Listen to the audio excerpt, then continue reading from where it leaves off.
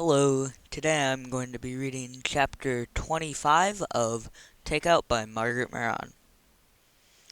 Tilly had spent most of Wednesday afternoon cross-checking with the DMV to identify the last known owners of the abandoned cars that Vic's garage had sold for scrap. He posted a list on the whiteboard the next morning, hoping to spark new lines of inquiry. "Let's try their last addresses," Sigurd said. "Split up the list and see if you can find any neighbors to interview. There has to be a link back to Matty Mouton. Detective Hentz and I will see if any of these names ring a bell at the Delvico house." Once again, Miss Orlando answered the door of number 409, and once again it was with a scowl.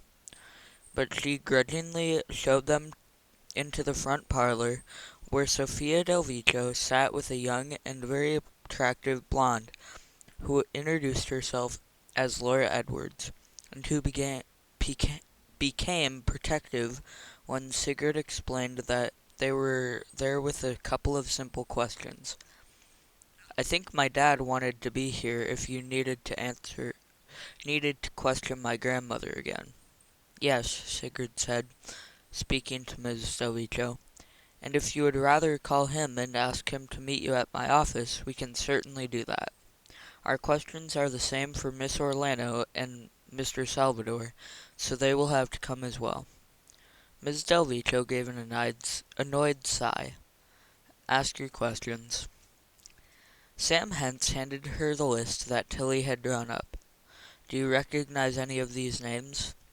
Miss Delvico's reading glasses hung from her neck by a slender gold chain, and as she put them on, her granddaughter leaned forward to read the list over her shoulder.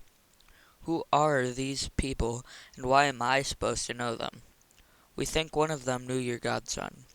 He had a car key and a parking ticket for a car that might have belonged to one of these names. It would simplify things if you recognized which name that might be." The older woman shook her head and handed the list to her housekeeper, who had joined them. "Orla?"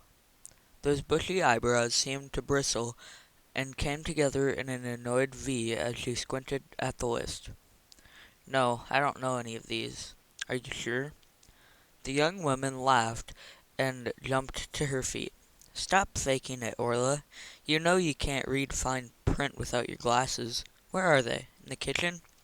She was back a moment later with a pair of bifocals.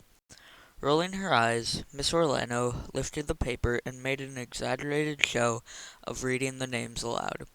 She paused at one. "Toby Quaranto. I knew a Tobia Quaranto once, but he's been gone 10 years, rest his soul. Besides, he lived in Brooklyn, and this one says Queens." Sigurd took the list back and said, "Where will we find Mr. Salvador?"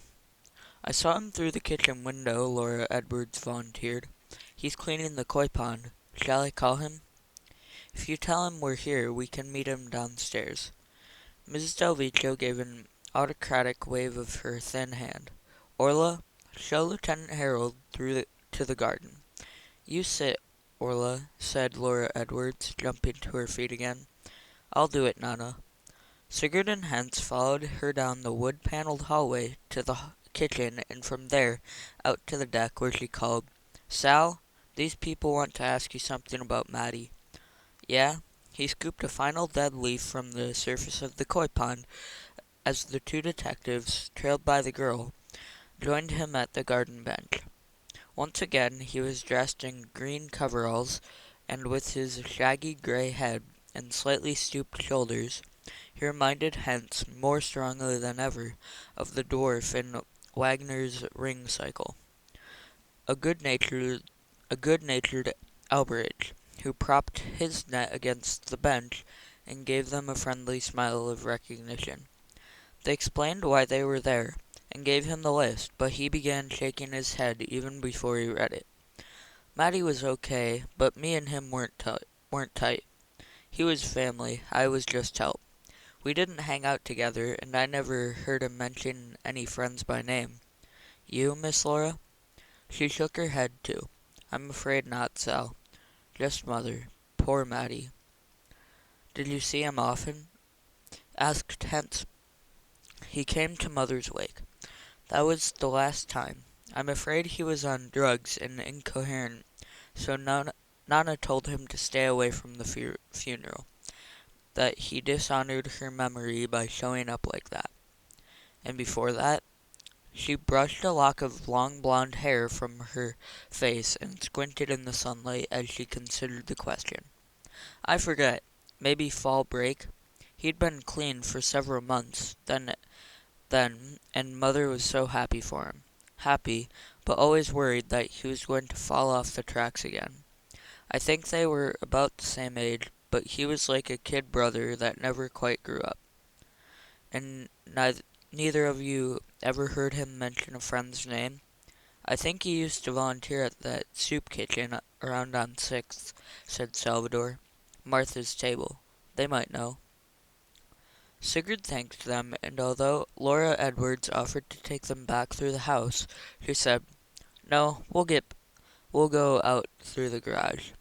Carrying his net, Sal walked ahead to open the door. As they passed the vintage Oldsmobile, draped in its tarpaulin, Hence patted the fender.